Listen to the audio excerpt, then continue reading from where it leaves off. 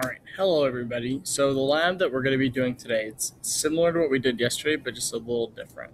And what we're going to be investigating is how not only the height from the ground, so the slope of our ramp, how that would impact a car collision, but also how the mass of whatever car it might be running into, or the car that's hitting the parked car in this case, how the mass of that object will impact the damage that it does. So, how are we going to do this? First, you need several materials. You'll be given three textbooks. I just have one here, but they're about this size. So we have three of them. You need a car track like we did yesterday. Now, I have found when you set up your ramp, if you have it upside down, that's the best for what we're going to be doing.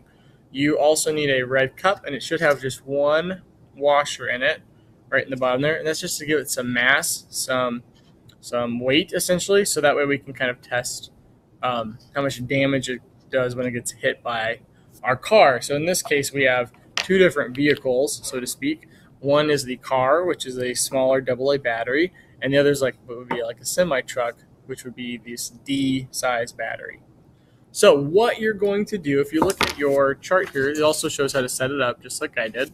You're going to put your track, like I said, upside down on the book to make kind of a ramp, and then you need to put your cup with the washer in it 5 centimeters away from the end of the track. So let me grab my meter stick and be right back. All right, so I would just put, if I were you, my meter stick right from the end of my track along my table. And what would be probably beneficial, because I don't have enough meter sticks, is if you share the meter stick, so one per table, and then you just set your ramps up side by side and use the same meter stick. That's probably the best method. So you want to put the cup 5 centimeters from the end of the track, just to give it some distance before it gets impacted. And we're going to start with, if you look at your handout here, you're going to start with just the one washer in the cup. We're at one book height for our ramp. And you're going to first start by running our truck, which is the D size battery, into the cup with one washer at 5 centimeters away. Now, the key to this is that your battery is centered on the track. If it's like off to one side, it's going to roll off the edge and not hit our car. So make sure you have it kind of right in the middle, and it'll hit our track. So you just put it there, you let it go. See, I was off to one side, so it didn't work very well. And now you can see there was an impact when it hit it squarely. Now, if it doesn't hit it the first time, try again so we get like a solid impact.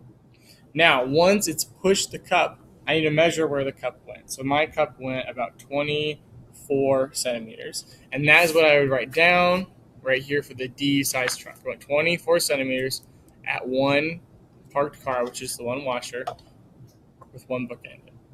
Now, you do the same thing. You reset. You put your cup back at 5. And then you're going to do the same thing with a AA. Make sure it's even, let it roll, and it's going to move the cup, and you record that distance. That is all you got to do for that first part.